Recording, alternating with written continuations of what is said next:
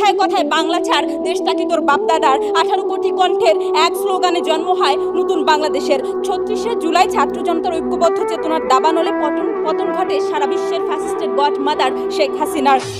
নাগরিক সচেতনতার এক দফায় 15 বছরের গুম, খুন, লুট, ভোট চুরি কুশীলবরা লেজ গুটিয়ে পালাতে বাধ্য হয়। 18 কোটি কণ্ঠের এক স্লোগানে জন্ম হয় নতুন বাংলাদেশের। তখন আমরা বিশ্বাস করি মাননীয় স্পিকার, ভোটের অধিকার বলুন, রাষ্ট্র সংস্কার বলুন, জুলাইয়ের চেতনার বাতিঘর, সমস্ত চেতনার বাতিঘর আপনি, আমি, আমরা আমাদের মধ্যে নিহিত।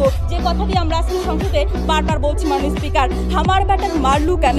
মাননীয় স্পিকার, জুলাইয়ের চেতনা যখন থমকে দাঁড়ায়, সন্তান হারা মায়ের আত্মচিৎকারে, বিবিসির অডিও রেকর্ডে যখন ফাঁস প্রমাণ হয় খুনি হাসিনার সরাসরি নির্দেশে বাংলার জমিন রক্তস্নানে সিক্ত হয়েছিল, তখন আমরা তাদের বিচার চাই, ওই ফ্যাসিস্টের বিচার চাই, ওই খুনিদের বিচার চাই। মাননীয় স্পিকার, প্রশ্ন হলো সরকার কিংবা আদালতকে একাই পারবে মাননীয় স্পিকার? না, কখনোই না। এজন্য দরকার আপনার আমার সকলের জুলাই দাবানলের মতো ঐক্যবদ্ধ স্লোগান। আমার ভাই কবরে, খুনি কেন বাহিরে? আজকের এই সংসদে সেই ঐক্যবদ্ধ স্লোগান, ঐক্যবদ্ধ চেতনা, সেই ঐক্যবদ্ধ সচেতনতার কথা বলছি মাননীয় স্পিকার। জানা হলে আপনি জুলাইয়ের চেতনা বাস্তবায়ন করতে পারবেন না, জানা হলে আপনি ফ্যাসিস্টদের বিচার করতে পারবেন না, জানা হলে আওয়ামী লীগ, ছাত্রলীগ সকলকে নিষিদ্ধ করতে পারবেন না। মাননীয় স্পিকার, আপনি অবগত আছেন ফ্যাসিস্ট আমলের 3টি নির্বাচনের কথায়, কিভাবে আপনার আমার সকলের ভোটের অধিকার কেড়ে নেওয়া হয়েছিল।